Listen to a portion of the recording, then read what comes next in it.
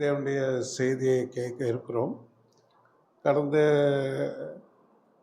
புதன்கிழமை பிரதர் வேதாராய்ச்சி கூட்டத்தில் இந்த கனியை பற்றி என்ன செஞ்சாங்க, பேசினாங்க இல்லையா?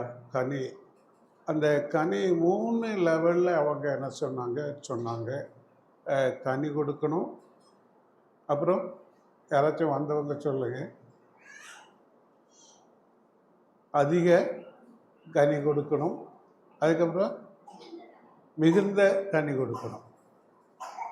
அப்போ ஆண்டவராகிய இயேசு கிறிஸ்துவோட தன்னுடைய ஓமையில் அந்த விதைக்கப்பட்ட அந்த விதையண்டு ஓமையில் சொல்லும் பொழுது அது 30, 60, 100 இல்லையா?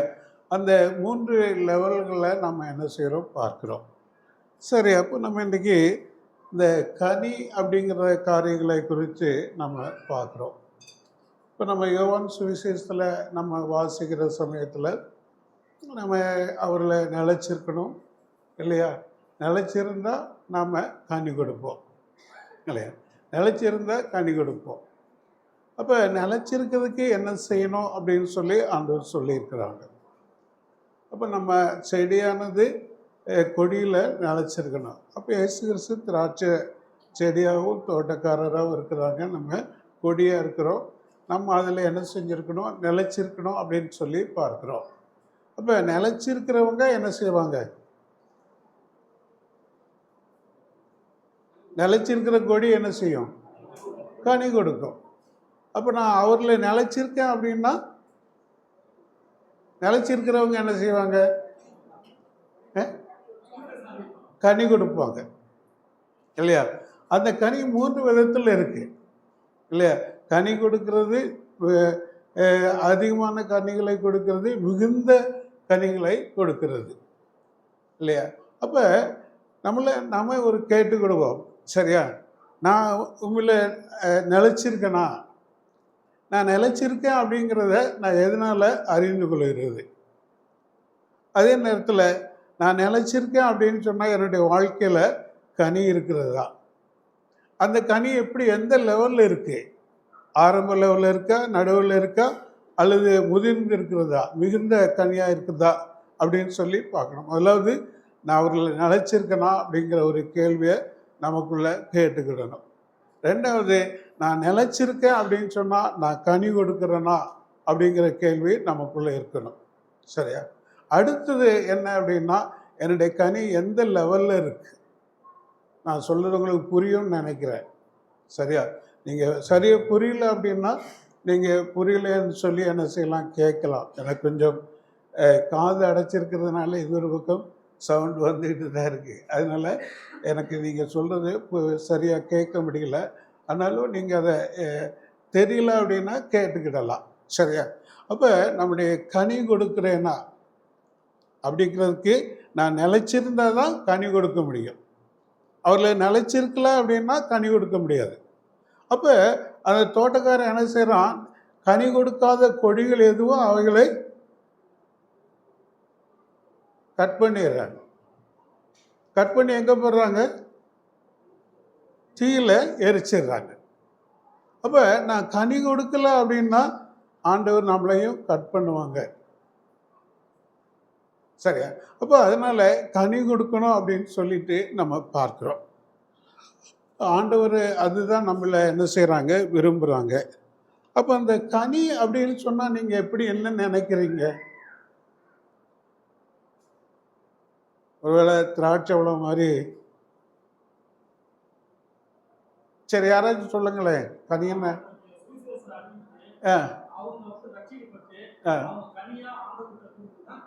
சரி, ஆத்மா ஆதாயம் செய்கிறது கனி கொடுக்கிறது. அடுத்து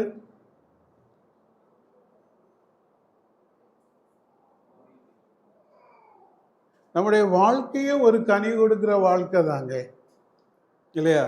நம்முடைய வாழ்க்கையும் கனி கொடுக்குற வாழ்க்கை அப்படின்னு சொன்னோன்னா நம்முடைய வார்த்தைகள், பார்வைகள், செயல்கள், வாழ்க்கை எல்லாமே என்ன செய்கிறது, கனி நிறைந்ததாக இருக்கிறதா? அப்போ அது ஆண்டவருக்கு பிரியமாக இருக்கிறதா, சரியா? அதுதான் நமக்கு ரொம்ப முக்கியம். பாருங்க, எபேசியர் 5ஆம் அதிகாரம் 11வது வசனத்தை நம்ம வாசிப்போம். எபேசியர் 5:11.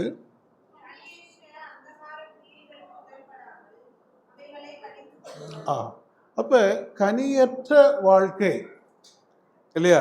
என்னுடைய வாழ்க்கை என்னுடைய வாழ்க்கை ஒரு நல்ல கனி நிறைந்த வாழ்க்கை. கனி என்ன செய்யும்னா மற்றவர்களுக்கு பிரயோஜனமாக இருக்கும் இல்லையா? மரம் தனக்குத்தானே கனி கொடுக்கறது இல்லை. அது யாருக்கு கனி கொடுக்குது? மற்றவங்களுக்கு தான் இல்லையா? மற்றவர்களுக்கு பிரயோஜனமாக இருக்கும். அப்போ என்னுடைய கிறிஸ்தவ வாழ்க்கை மற்றவர்களுக்கு பிரயோஜனமாக இருக்கா? மற்றவர்களுக்கு ஆசீர்வாதமாக இருக்கா? மற்றவர்கள் என்னிலிருந்து கற்றுக்கொள்ளக்கூடிய நிலைமையில ஒரு முன்மாதிரியான ஒரு வாழ்க்கை வாழுகிறேனா? அப்போ என்னுடைய பேச்சிலிருந்தும் பார்க்கணும், என்னுடைய பார்வையிலிருந்தும் பார்க்கணும், என்னுடைய செயல்பாடுகள் இல்லையா, என்னுடைய கிரியைகள் எப்படி இருக்கிறது? அப்போ இது எல்லாமே ஆண்டவருக்கு பிரியமா இருக்குதா? மற்றவங்களுக்கு பிரயோஜனமா இருக்கா? அவங்க ஆண்டவரை ஏற்றுக்கொள்வதற்கு வசதியா இருக்கா? இல்லை அவங்க வளருவதற்கு ஒரு மாதிரியாக இருக்கிறதா அப்படின்னு சொல்லிட்டு நம்ம பார்த்துக்கிடணும். ஏன்னா நம்ம செய்தியை கேட்டுட்டு மட்டும் நம்ம போகிறோம், நல்லா இருக்கு அப்படின்னு சொல்லி மார்க் போடுறோம், சரியா? இல்லை அப்படின்னா இவங்க செய்தி நல்லா இல்லை அப்படின்னு சொல்லிட்டு என்ன செய்கிறோம் நினைக்கிறோம். ஆனால் இந்த செய்தி என்னுடைய வாழ்க்கையில் என்ன மாற்றத்தை கொடுக்கிறது அப்படின்னு தான் நம்ம என்ன செய்யணும், பார்க்கணும். சரி, அப்போ அதனால இங்கே என்ன சொல்கிறாங்க அப்படின்னு சொன்னோன்னா, அது மறுபடியும் வாசிங்க.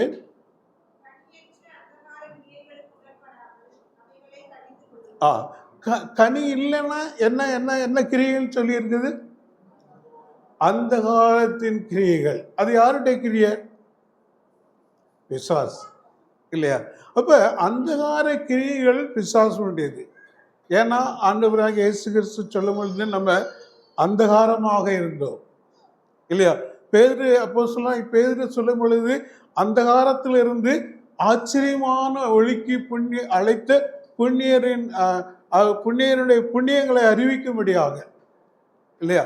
அந்தகாரத்தில் இருந்து ஆச்சரியமான ஒளிக்கு அழைத்தவருடைய புண்ணியங்கள்.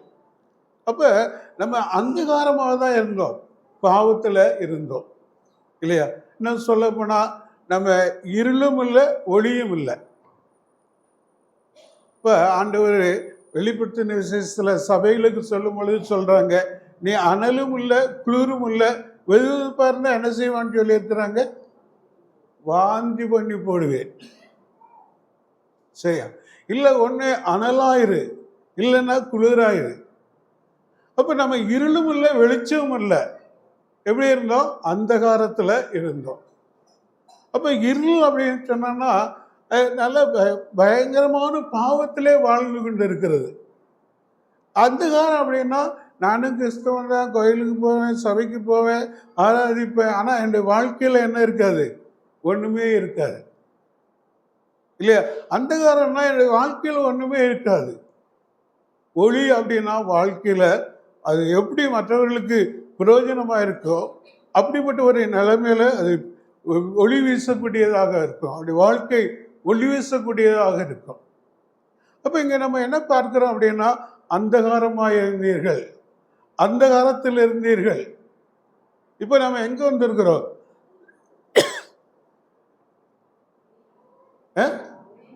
ஒளி. அது எப்படிப்பட்ட ஒளி?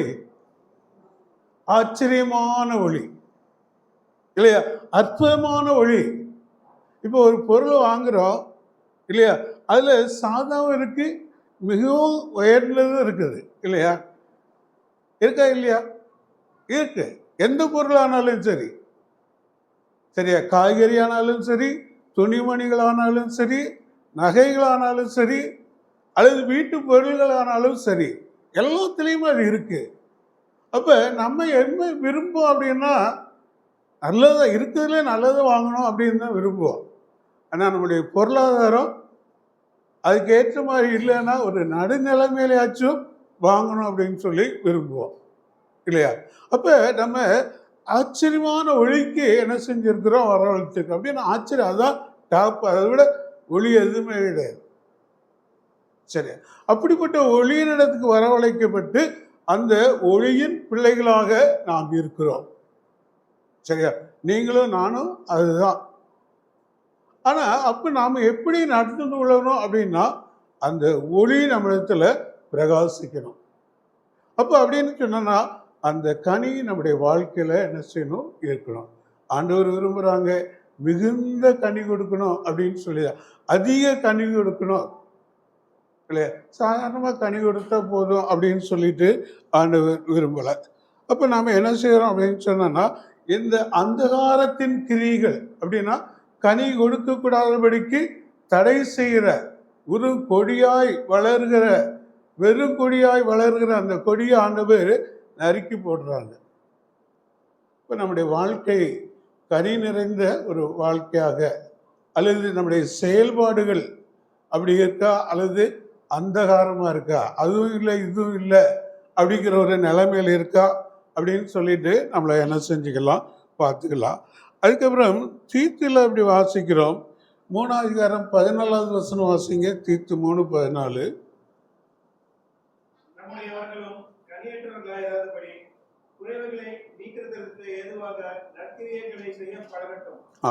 பாருங்க, எங்கே பவுல் தீத்துக்கு எழுதுகிற சமயத்தில் சொல்றாங்க, எப்பா நீ இப்படிப்பட்ட காரியங்கள் எல்லாம் அவங்களுக்கு சபைக்கு போதி, அதே நேரத்தில் அவங்க கனியற்றவர்களாக இருக்கக்கூடாது.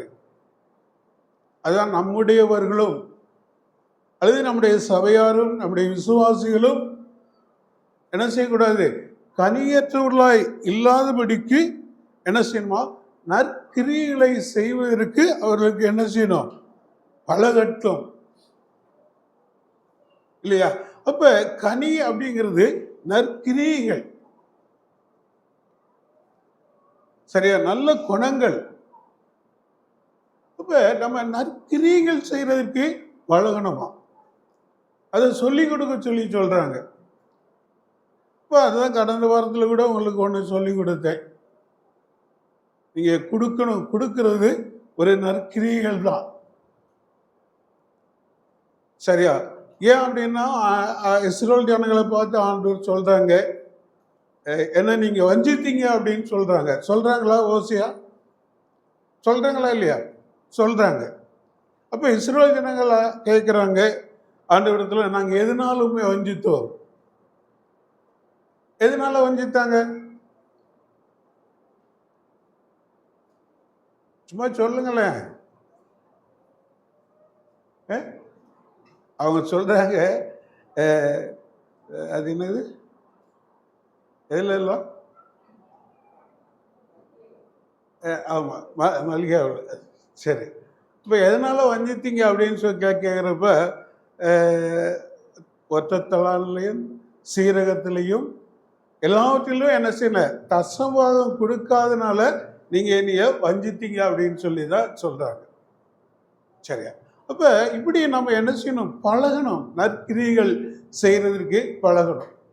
இன்னும் நம்ம இடத்துல என்ன நல்ல கிரிகள். இப்போ நீங்க, எனக்கு ஒரு பெரிய சந்தோஷம், கோவிந்தராஜ் போய் நீங்க அநேகர் ஆஸ்பத்திரியில் போய் பார்த்து அடுத்து அநேகர் ஃபோன் பண்ணி விசாரிச்சிங்க அப்படிங்கிறது ரொம்ப சந்தோஷம். சரி, ஒரு நற்கிரியை செய்யறதுக்கு நம்முடைய சகோதர சகோதரிகள் பழகி இருக்கிறாங்க அப்படிங்கிற ஒரு சந்தோஷம் இருந்தது. அவங்களுக்கும் அது ஒரு பெரிய சந்தோஷம் ஆயிடுச்சு, ஒரு ஆச்சரியம்தான்.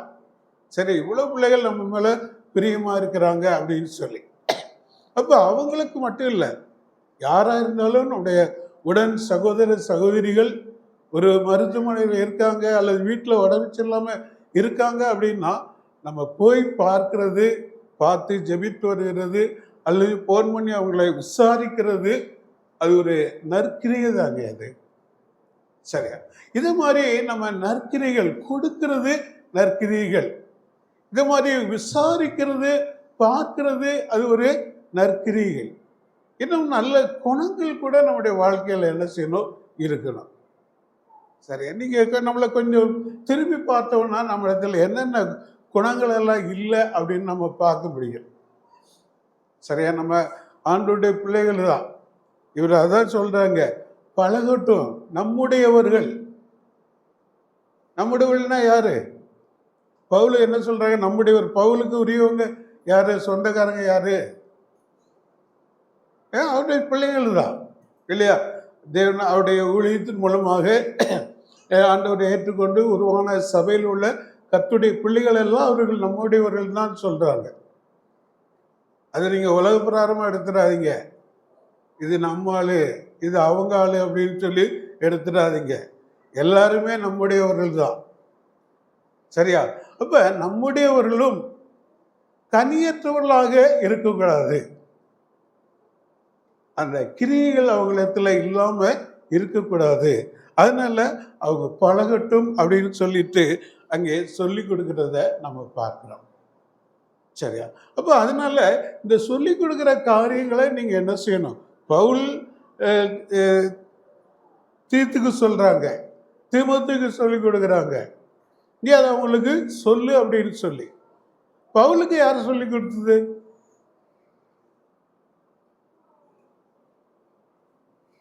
பவுல் தீமோத்தேயு தீத்துக்கு அப்படி சொல்லி கொடுக்குறாங்க. பவுலுக்கு யார் சொல்லி கொடுத்தது? சொல்லுங்களேன். ஆண்டவர் தான் அவங்களுக்கு சொல்லி கொடுக்குறாங்க. அதனால இந்த அப்பத்தை குறித்த அப்பமிக்கதை குறித்த பவுல் சொல்லும்போது 1 கொரிந்தியரில் நம்ம வாசிக்கிறோம். 11:21 நினைக்கிறேன். கர்த்தராகிய இயேசு கிறிஸ்துவினிடத்தில் பெற்றுக்கொண்டது அப்படின்னு போட்டிருக்கு பாருங்க. அப்ப எங்க பெற்றுக்கொண்டாங்க? கர்த்தரிடத்துல தான் பெற்றுக்கொண்டாங்க. இன்னும் தேவனுடைய வசனம் எப்படி யாரால எழுதப்பட்டிருக்கு? தீத்துல இருக்கு பார்க்கணும். 3 கடைசி வசனம் நினைக்கிறேன்.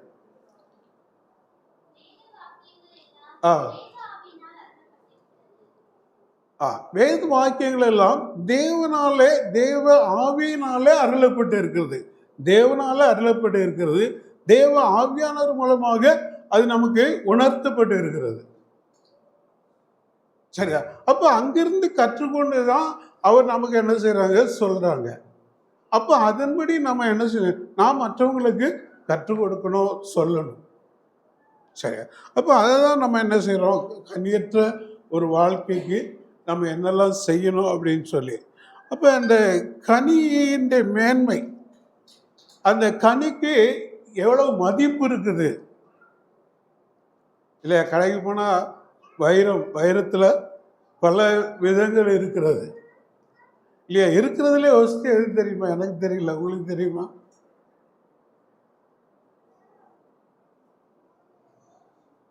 சரி. அப்ப வைடூரம் இல்லை, கோமேது ஏதோ ஒன்று எனக்கு ஞாபகத்துக்கு இல்லை இல்லையா? அவ்வளவு இன்னும் தரமானது ஆண்டவர் அதை அடிக்கடி தன்னுடைய வார்த்தையில் சொல்லுவாங்க. சரியா? அப்போ அதனால நம்ம இன்னும் தரமானவர்களாக நம்ம என்ன செய்யணும்? மாறணும் அப்படின்னு சொல்லிட்டு விரும்புகிறாங்க. அதான் கனிகளுடைய மேன்மை என்ன அப்படின்னு சொல்லிட்டு நம்ம பார்ப்போம். பிலிப்பியர் 1:10 வாசிங்க.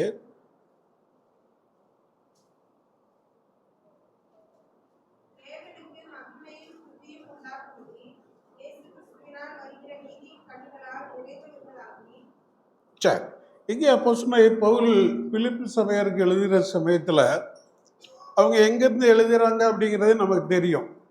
ஆனால் இந்த கனி எப்படிப்பட்ட கனின்னா நீதியின் கனி.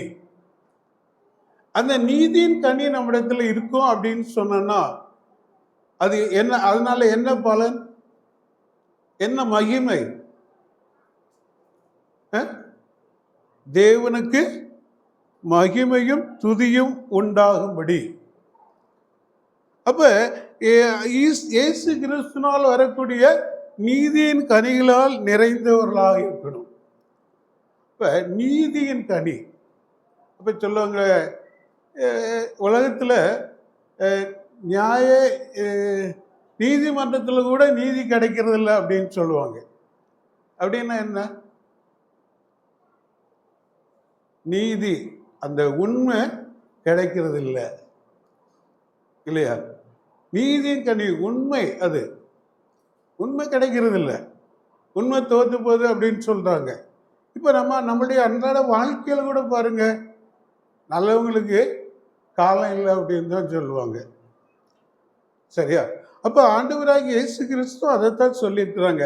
நீங்க நன்மை செய்து பாடு அனுபவித்தால் இல்லையா? நன்மை செய்து பாடு அனுபவிக்கிறது. அப்ப அந்த அப்போஸ்தலர்கள், ஆதி அப்போஸ்தலர்கள் என்ன செஞ்சாங்க? நன்மை தான் செஞ்சாங்க. என்ன நன்மை செஞ்சாங்க? நீங்க மண்ணில் இருமுங்க, உங்களுடைய பாவம் மன்னிக்கப்படணும், நீங்க மண்ணில் இருமுங்க அப்படிங்கிற அந்த நல்ல செய்தியை தான் சொன்னாங்க. ஆனா அவங்க என்ன செஞ்சாங்க? அடிச்சாங்க, கல்லெறிஞ்சாங்க, காவல் வச்சாங்க. அப்ப அது நன்மை செய்து பாடு அனுபவிக்கிறது. நம்ம தப்பு செய்து பாடு அனுபவிச்சா அவரை அவரை பாருங்க, சில நியூஸில் பார்க்கலாம். அவன் தப்பு செஞ்சுட்டு அவனை என்ன அடி அடித்தாலும் ஒன்றுமே எதிர்த்து இது பண்ண மாட்டான்.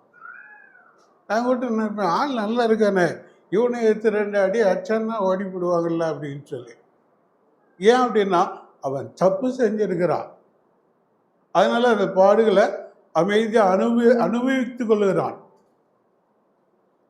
அப்படி அதே நேரத்தில் அதில் ஒன்றும் பிரயோஜனம் இல்லைன்னு தான் அங்கே பேதுரு தானே சொல்கிறாங்க.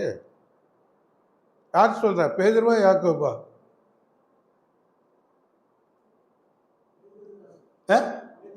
பேதுரு தான் சொல்கிறாங்க. ஏன்னா நீங்கள் படிக்க மாட்டீங்களா?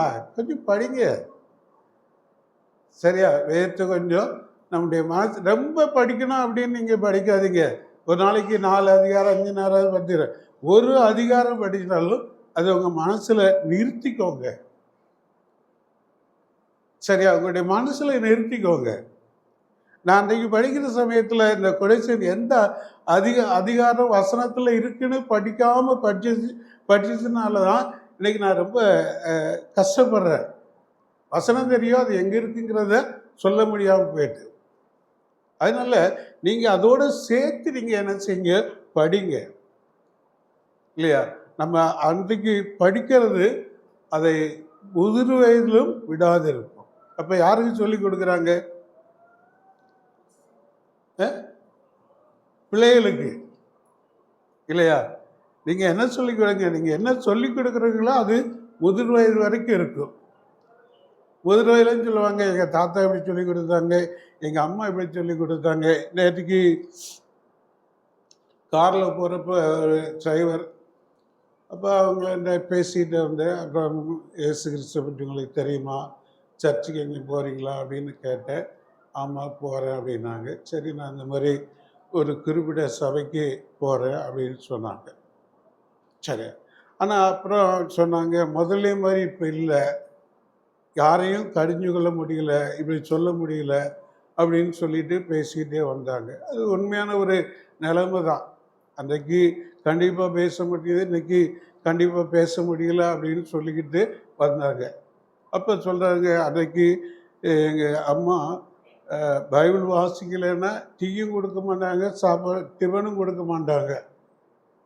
அவ்வளோ ஒரு கண்டிப்பாக வளர்த்தாங்க. இன்றைக்கி அப்படி பிள்ளைகளை வளர்க்க முடியல. வசனம் படித்தா தான் உனக்கு டீ அப்படின்னு சொன்னால் போ அப்படின்னு தூக்கி போட்டுட்டு என்ன செய்யறதுங்க, போயிடுதுங்க. இல்லையா? அது மாதிரி அப்படி படித்தா தான் உனக்கு மனப்பாட வசனம் சொன்னால் தான் டிஃபன் அப்படின்னு சொன்னால் டீ வேண்டாம், டிஃபன் வேண்டாம் அப்படின்னு வீட்டை விட்டு இறங்கி நடந்துட்டுவாங்க. சரியா? இன்னைக்கு அப்படி இருக்குது அப்படின்னு சொல்லி பேசிட்டு வந்தாங்க. சரியா? அப்போ அதனால் இன்றைக்கி நீங்களும் அதை தான் சொல்லுவீங்க உங்கள் பிள்ளைகளுக்கு. அன்றைக்கி எங்களை எப்படி வளர்த்தாங்க, இன்றைக்கி நீங்கள் இப்படி இருக்கீங்களே அப்படின்னு சொல்லி. சரி, அப்போ சொன்னார், அவர் காலம் மாறுதுனாங்க. காலம் மாறுதுனாலும் வசனம் மாறுறதில்லை, ஆண்டவர் மாறுகிறதில்லை. இயேசு கிறிஸ்து நேற்றும் இன்றும் என்றும் மாறாதவராக தான் இருக்கிறார். அவருடைய வார்த்தையும் மாறுகிறதில்லை.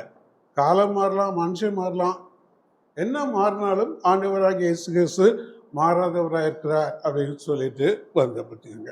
சரி, அப்போ அதனால இங்கே என்ன நம்ம பார்க்குறோம் அப்படின்னா, நம்மளுடைய நீதியின் கனி, அந்த நீதி, நேர்மை, அந்த உண்மை அப்படிங்கிறது இருக்கணும் வாழ்க்கையில். சரியா? நம்ம வேலை செய்கிற இடத்துல வளைஞ்சு கொடுக்குறவங்களாக இருக்கக்கூடாது. வளைஞ்சு அவங்க என்ன சொன்னால் அவங்க சொல்லுவாங்க.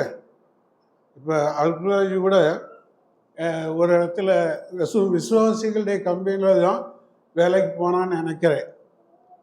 அப்போ அவங்க கொஞ்சம் எல்லாம் சொல்லி கொடுத்தாங்க. எப்படின்னா, என்ன செய்யணும், பொய் சொல்கிறதுக்கு நம்ம எப்படி என்ன செய்யணும், அட்ஜஸ்ட் பண்ணி என்னடா ஞாபகம் இருக்க என்ன சொல்லி கொடுத்தாங்க?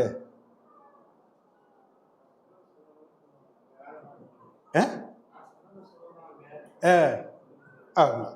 ஏன்னா அதை இது பண்ணிக்கணும். நீ அது பொய் நான் சொல்ல மாட்டேன் அப்படின்னு சொல்லக்கூடாது. அவங்க என்ன சொல்கிறாங்களோ அதை நீ என்ன செய்யணும்.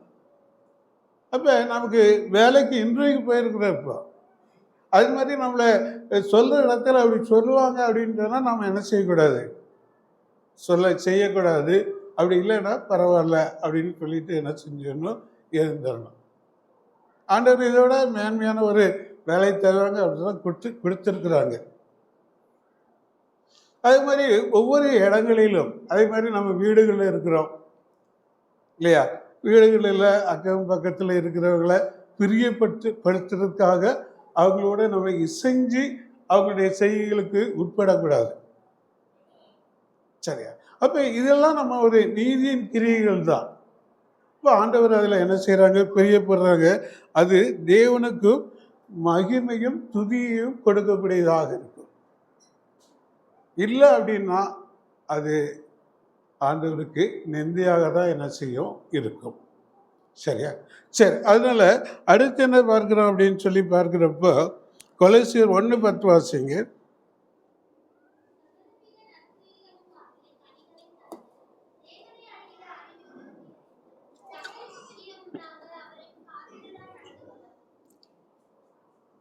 சரி, இங்கே நம்ம என்ன பார்க்கிறோம் அப்படின்னு சொல்லி பார்க்கிறப்போ சகல விதமான நற்கிரிகளாகிய கனிகள்.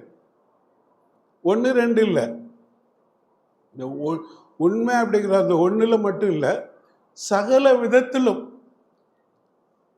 இல்லையா, நம்முடைய வாழ்க்கையினுடைய எல்லா இடத்துலையும் எல்லா நிலைமையிலையும் நாம் எப்படி இருக்கணும், கனி கொடுக்கக்கூடியவங்களாக இருக்கணும். தேவனுக்கு பிரியமான கனி நம்மிடத்தில் என்ன செய்யணும், இருக்கணும். அப்போ அதனால நம்ம என்ன ஆகும், அப்படி அந்த கனி நம்மிடத்தில் இருந்தது அப்படின்னா நம்முடைய வாழ்க்கையில் என்ன நடக்கும், நம்ம வளருவோம், விருத்தி அடைவோம். சரியா? விருத்தி அடைவோம் அப்படின்னா நம்முடைய வாழ்க்கையில் நம்ம வளரக்கூடியவங்களாக இருக்கும். அப்படி வளர்றதுனால ஆண்டவருக்கு என்ன பிரயோஜனம் அப்படின்னா ஆண்டவர் நம்ம மேல பிரியப்படுறாங்க. ஏன்னா அந்த கனியினால அவருடைய நாம மகிமைப்படுகிறது. ஆண்டவருக்கு பிரியமா வாழ்றோம், ஆண்டவருக்குள்ள வளர்றோம் இல்லையா? அதனால அவங்க என்ன செய்யறாங்க, சந்தோஷப்படுறாங்க. ஆண்டவர் நம்மள ரொம்ப பிரியமா இருக்கிறாங்க. இப்போ உங்க பிள்ளைகள் நல்ல நல்ல ஒழுக்கத்துல வளர்ந்து வர்றாங்க அப்படின்னு சொன்னா பெற்றோருக்கு எப்படி இருக்கும், வருத்தமாக இருக்கும். யாராச்சும் அப்படி இருப்பாங்களா? இருக்க மாட்டாங்க. ஐயோ நான் இல்லைனாலும் என் பிள்ளை இருக்க இல்லையா, அப்படிதான் சொல்லுவாங்க இல்லையா? அதே மாதிரி ஆண்டவர் என்ன சொல்றாங்க, ஆண்டவர் நம்மள ரொம்ப பிரியம். அப்படிப்பட்ட பிள்ளை ஏதாச்சும் கேட்டுச்சுன்னா உடனே வாங்கி கொடுத்துருவாங்க இல்லையா? அதே போல அப்படி நம்ம சகல விதமான நல்ல காரியங்கள் நற்குணங்கள் நம்மிடத்துல இருக்கும் அப்படின்னு சொன்னோன்னா ஆண்டவர் அது மேலே என்ன செய்கிறாங்க, பிரியப்படுறாங்க. நாமும் வளரக்கூடியவங்களாக இருக்கிறோம். அது 2 வளர்ச்சியும் உண்டு. ஆவிக்குரிய நிலைமையிலையும் வளர்கிறோம், உலக பிராரமாகவும் வளர்கிறோம். வெறும் உலக பிராரமாக மட்டும் வளர்கிறோம் அப்படின்னா அதில் கொஞ்சம் நம்ம சந்தேகப்படணும். ஆண்டவர் மட்டும் ஆசீர்வதிக்கிறது இல்லை, வேற யாரும் ஆசீர்வதிப்பார்? விசுவாசம். நீங்க பாருங்க, போறாங்க, ஆசீர்வாதம் கொட்டுறாங்க, அது செய்ததில் நடக்குதுல்ல. அப்போ அது நமக்கும் நடக்குமா நடக்காதா? இயேசு கிறிஸ்துவத்துல சொல்ற ஒப்பிரிகன் மேல உயர்ந்த மலையில பூராத்தி எல்லாத்தையும் என்ன செய்யறான், உலகத்தை காண்பிக்கிறான். ஒரு நொடியில காண்பிச்சு இதெல்லாம் என்னுடையது, இதை உனக்கு தருவேன், நீ என்ன செய்யணும், என்ன பணிஞ்சு கொள்ளணும் இல்லையா? இப்போ அதை பணிஞ்சு கொண்டா கண்டிப்பாக கிடைக்கும். இப்போ அதனால ஆவிக்குரிய நிலைமையில எந்த விதமான கிரியைகள் இல்லாதபடிக்கு உலக பிரகாரமாக நாம் வளர்ந்திருந்தால், ஆசீர்வதிக்கப்பட்டிருந்தால் அது தேவனுடைய ஆசீர்வாதமே இல்லை. அதே நேரத்தில் ரெண்டும் நடக்கணும். ஒன்று ஆவிக்குரிய நிலைமையிலையும் உலக பிரகாரமாகவும் ஆசீர்வதிக்கப்பட்டிருந்தால் அது கர்த்தருடைய ஆசீர்வாதம் தான். இல்லை ஆவிக்குரிய நிலைமையில் ஆசீர்வதிக்கப்பட்டிருப்போம், உலக பிரகாரமாக கஷ்டப்பட்டுக்கிட்டு தான் இருப்போம். அதுவும் ஆண்டவருடைய ஆசீர்வாதம் தான்.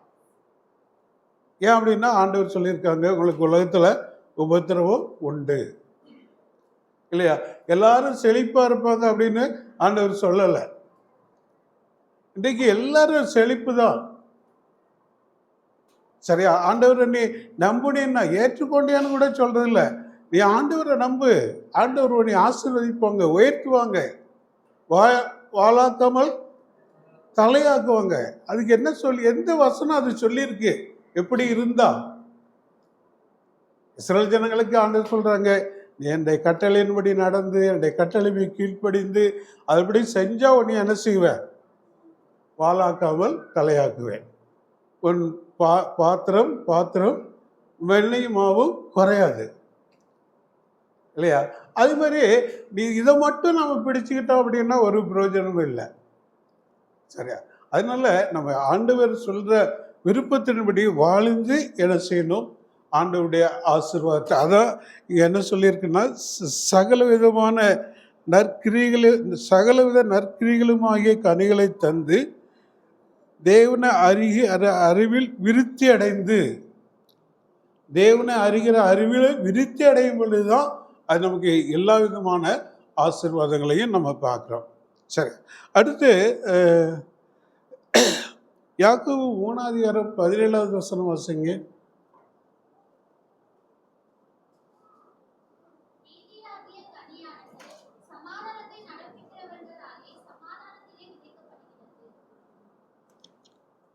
சரி, அப்ப இந்த 17 முதலாவது சுத்தமுள்ளதாயும் பின்பு சமாதானமும் சாந்தமும் இணக்கமுள்ளதாயும் இரக்கத்தாலும் நற்கனிகளாலும் நிறைந்ததாயும் பட்சபாதம் இல்லாததாயும் மாயப்பட்டதாயுமாய் இருக்கிறது. இப்போ இங்கே என்ன பார்க்கிறோம் அப்படின்னா, ஞானம் அப்படிங்கிறதும் ஒரு கனிதான் இல்லையா? கலாத்தியரில் வாசிக்கிறோம் இல்லையா? அன்பு, சந்தோஷம், சமாதானம், நீடிய பொறுமை. அப்போ அதுவும் ஒரு கனிதான். கனியுடைய டேஸ்ட் அது ஒரு கனி தான். அப்போ இங்கே கூட என்ன பார்க்கிறோம்? ஞானம் அப்படிங்கிற ஒரு கனி, நீதியாகிய கனி, இது ஞானமாகிய கனி. அப்போ இந்த கனி நம்முடைய வாழ்க்கையில் என்ன கொடுக்குது, நம்முடைய வாழ்க்கையை எப்படி மாற்றுது அப்படின்னு சொல்லி பார்க்கிறப்போ, முதலாவது சுத்தம், சரியா? ரெண்டாவது சமாதானம், அடுத்து சாந்தம், அப்புறம் இணக்கமாக போகிறது, இரக்கத்தால் நற்கிரிகளினாலும் நிறைகிறது. அடுத்து அதில் என்ன இருக்காதுன்னா, என்ன இருக்காது? பட்சபாதம் இல்லை, இருக்காது. அப்புறம் மாய்மாலம் இருக்காது. சரியா? அப்போ இதெல்லாம் நம்ம பார்க்குற சமயத்தில் இல்லை எந்த குணம் என்கிட்ட இல்லை, வேற யாரும் என்ன செய்ய வேண்டாம், சொல்ல வேண்டாம். அப்படி சொல்றது தப்பு தான், அது விருப்பமற்றது. ஆனால் நாம என்ன செஞ்சுக்கணும், பார்த்துக்கிடணும். இதில் எந்த குணம் என்கிட்ட இல்லை, எந்த கனி என்கிட்ட இல்லை, அது நான் என்ன செய்யணும், அப்படிப்பட்ட கனி கொடுக்கணும். அப்போ இது எங்கிருந்து வருது? இந்த ஞானம். இந்த ஞானம் இருந்தால் இப்படிப்பட்ட குணாதிசயங்கள் எல்லாம் நம்ம இடத்துல இருக்கும். அப்போ இந்த ஞானம் எங்கிருந்து வரணும்? உலகத்திலையா? இல்லை, பரத்திலிருந்து வரக்கூடிய ஞானம் இல்லையா? பரத்திலிருந்து வரணும். தேவன் நமக்கு அந்த ஞானத்தை கொடுக்கணும், தேவனிடத்துல பெற்றுக்கொள்ளணும். அப்ப நம்ம இப்படி நடந்தாதான் அந்த ஞானத்தை தேவன் நமக்கு தருவாங்க. சரியா? நம்ம வாழ்க்கையில எந்த மாற்றமும் இல்லாதபடிக்கு கொடுங்க அப்படின்னா எதையும் கொடுக்க மாட்டாங்க. சரி, நான் ஆண்டவரே நான் இதில் 3 காரியத்தை தவறி இருக்கிறேன், அல்லது 2 காரியத்தை தவறி இருக்கேன், இல்லை 1 காரியத்தை தவறி இருக்கேன், அதை எனக்கு செய்யறதுக்கு, அப்படிப்பட்டவனாய் வாழ்றதுக்கு எனக்கு நீங்கள் உதவி செய்யுங்க, உடைய ஞானத்தை தாங்க அப்படின்னு சொல்லி கேட்டால் ஆண்டவர் என்ன செய்வாங்க? தருவாங்க. சரியா? அப்போ அதனால உலக பிரகாரமான ஞானம் ஆண்டவருடைய பார்வையில் எப்படி இருக்குது? பைத்தியமா இருக்கு. இல்லையா? உலக ஞானம் தேவனுடைய பார்வையில் பைத்தியம். இன்னைக்கு பெரிய ஞானிகள், விஞ்ஞானிகள் எதோ கண்டுபிடிக்கிறாங்க. அப்போ இன்னும் சந்திர மண்டலத்தில் எவ்வளோ நாளைக்குள்ளேயோ போக்குவரத்து இருக்கும் அப்படின்னு சொல்கிறாங்க. நீ என்ன கண்டுபிடிச்சாலும் உலக ஞானம் தேவனுடைய பார்வையில் பைத்தியம். ஏன் அப்படி? அங்கே போக முடியாதா? ஆண்டவர் இந்த உலகத்தை தான் மனுஷன் வாழ்றதுக்காக படைச்சிருக்கிறாங்க. சந்திரனை எதுக்கு படைச்சிருக்காங்க? இரவுல ஒளி கொடுக்கறதுக்கும் காலத்தையும் நாட்களையும் கணக்கெடுக்காக படைச்சிருக்காங்க. நான் அங்கே போய் இருப்பேன் அப்படின்ட்டு அது என்ன பைத்தியக்காரத்தனம் இல்லையா? நமக்கு பார்க்குறப்ப ரொம்ப நல்லா தெரியும், நான் வளர்ந்து இருக்கிறேன். ஆண்டவருடைய பார்வையில் நம்ம அவங்கள ஞானின்னு தான் புகழ்வோம். நான் ஆண்டவருடைய பார்வையில் பைத்தியம். என்னடா, நான் உனக்கு இங்கே தானே வாழ்றதுக்கு எல்லா வசதிகளும் உருவாக்கி கொடுத்துருக்குறேன். இதை இருக்கிறத விட்டுட்டு பார்க்கறது படிக்கணும்னு பார்க்குறியே, நீ எல்லாம் பைத்தியக்காரன்டா அப்படின்னு தான் ஆண்டவர் சொல்லுவாங்க. சரியா? அப்போ அதனால பரத்திலிருந்து வரக்கூடிய ஞானம் நமக்கு பெற்றுக்கொண்டு அந்த ஞானத்துக்கு ஏற்றமாக நாம் என்ன செய்யணும், வாழணும் அப்படின்னு சொல்லிட்டு பார்க்குறோம். அப்போ அதுக்கப்புறம் ஒரு வசனம் மட்டும் வாசிட்டு முடிச்சிடலாம். சரியா? எபிரேயர் 13:15 வாசிங்க.